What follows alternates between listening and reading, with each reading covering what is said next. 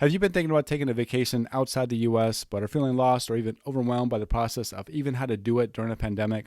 Well, in this video, I'm going to lay out a planning process that you can use that'll cover everything you need for planning for that vacation so that you can feel confident in knowing whether or not the trip that you want to take is the right decision for you. Dream vacations start here. Hey, it's Ben with Ben Tennis Dream Vacations Travel Agency, and on this channel, I help travelers by providing weekly travel information and tips that'll help you plan for your next vacation. So if you're new here, consider subscribing. So since I'm a travel agent, the process I'm going to take you through is the same process I go through when I'm planning a trip for somebody. And since we're living in a time of COVID, the planning is a lot more involved now. So I'm going to take you through 7 points that'll not only give you clarity to your trip planning, but also give you a sense of comfort knowing all the facts for your vacation and ultimately give you a go or no-go for the trip that you want to take. So the first thing we have to do before we book anything, even if there's a flash sale that ends at midnight tonight that'll save you a bunch of money, is that you have to research before you book. And I know, I said the R word, but I want to quote Benjamin Franklin here, who said, if you fail to plan, you plan to fail. And that's so true nowadays when you're trying to book anything during a pandemic. And that leads me to the first point when you're doing your research is that, is the country you want to travel to even open? And every country is different around the world, and you can have two different extremes. You can have one extreme like a country like Mexico, where all you have to do is fill out a form and it'll let you in the country. Then you have the other extreme like Sweden, where they completely ban U.S. tourists from entering the country. And then you have a country in the middle like the Netherlands, where you have to quarantine for 10 days before you can do anything in the country. So once you know that the country you want to visit is open, the next thing you want to find out is the country even open for business? So just because you can buy an airline ticket and book yourself a hotel room at the country you want to visit does not mean that things are going to be open. You want to check to see if the country has a curfew. Are the restaurants open? And if they are, can you dine indoors or is it takeout only? Do you need proof of vaccination or a negative COVID test to go indoors anywhere? And are the tourist attractions you want to visit even open? These are the questions you need to ask yourself before you head to the country and find out mostly everything is shut down and there's nothing for you to do there. And once you find out that the country is indeed open and open for business, and then you want to go on to the second point in your research, which is to find out the entry and vaccination requirements for the country you're going to. And the website I like to go to is called iatatravelcenter.com/world.php. And don't worry, I'll link this website in the video description below so you can just click on it and get to this web page here that you're seeing right now. This is so you how this works. There's a map of the world. And if you want to find the restrictions or the entry requirements for the country you're going to be visiting, you just click on the country you're going to be visiting. So for example, if you want to go visit Mexico, just click on Mexico, and then you can see here it pops up what is required. So for Mexico, all is required is to complete this identification form, and it even has a link here that you can go to and fill out the form here. And then on the extreme end, let's say we're going to France instead, and you can see how more restrictive France is compared to Mexico. I'm not going to go through all the restrictions of France, but you can go check it out yourself. Again, I'll link the website down in the description below for you to check out.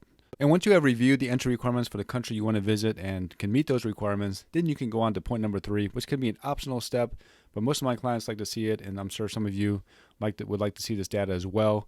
But point number 3 is, what are the vaccination rates for the country you're visiting? And a good website to view this on is called ourworldinData.org. So once you get on the main website, you can go to this link here which says view our work on COVID-19 vaccinations, which is updated daily. You just click on this link. It'll give you all kind of information about the COVID-19 vaccination status. As you can see here, it breaks it down in a chart form with all the different countries. You can just click whichever country you're going to be visiting, compare with others, whatever you want to do. But you can see at the top here, it's United Arab Emirates. Has one of the highest vaccination rates at 78% are fully vaccinated. This dark green bar, and then the light green bar is people who have at least one shot of the vaccine. But let's say you want to go to Egypt. Egypt is down here at the bottom. You can see only less than 5% of its population is fully vaccinated, with another 2.5% that has at least one of the doses. So maybe you look at Egypt and you maybe don't feel as comfortable going there as you would maybe Spain or Ireland, where 70% of the population. So it's a big difference between Ireland and like an Egypt. We have less than 5%. So that can weigh in your decision making of whether or not you want to go based on this data alone. But it's another resource for you to look at if you choose to. So once you've gone through the first 3 points, you can go on to point number 4, which is to gauge your comfort level of even going based on the research you've done so far.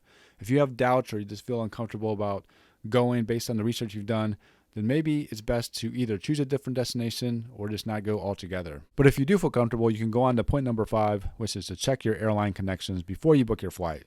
And what I mean by that is that if you have to connect through another country, you may have to show your proof of vaccination or negative COVID test result just to connect through their airport. And if you're connecting through a higher risk country than the one you're going to, you may be restricted from going to that country because of it. So your best move here is try to book a nonstop to your destination. If you have to connect, try to connect within the U.S. before you continue on to the country you're going to. Make sure you read through all their entry requirements and make sure you have the proper documentation in place so that you're not delayed in trying to get to your final destination. So once you checked out the airline connections and those are good to go, you can move on to point number 6, which is to research the resort and hotels you want to stay at. And the reason for this is that if you happen to test positive for COVID, you want to know what the quarantine protocols and policies for the resort you're staying at. And these can vary greatly. Some resorts will let you stay for free if you have to quarantine, while others will charge you the full daily rate, and others will charge you in between at a reduced rate. So you want to know what those policies are and what you're on the hook for. And the other thing you want to find out is if they offer COVID testing for your return flight, as the U.S. still requires you to provide a negative COVID test to return back to the U.S. regardless of your vaccination status. And the last piece of research you should do when planning for your international trip is point number 7, is to research travel insurance. Now, if this is something that you normally don't invest in, you should reconsider it because most people are not aware of this, but the medical insurance you have here in the U.S. typically does not cover you when you leave the country. So if you happen to test positive for COVID and need medical treatment or even hospitalization, you're going to be on the hook for those expenses. But if you have travel insurance, it can help cover the cost of those expenses so you don't have to worry about it. Now, if you don't want to face quarantining in another country for up to 2 weeks, you can consider a company called Covac Global. You can find them at covacglobal.com, and what they provide is medical evacuation. The good thing about this company is that it doesn't require you to be hospitalized to be eligible. All you need is a positive COVID test and a self-reported symptom, and you could be eligible to be medevaced back to the U.S. to do your quarantine in your own home instead of being stuck abroad. Now, it is pricey with rates starting at $675 per person, but it could provide peace of mind for you. And before I end the video, I have a bonus tip for you. In the case that you have to quarantine and extend your stay longer, make sure you pack extra medication, pack for remote work and entertainment so you're not bored or fall behind in work, and be sure to bring a travel laundry kit so you can do laundry if you have to. Well, I hope this video was helpful to you, and if it was, make sure to like the video and consider subscribing to get more travel-related videos just like this one.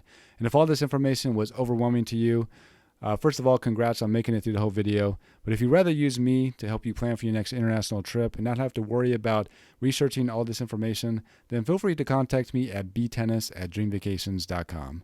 Thank you so much for watching, and I hope to see you in a future video.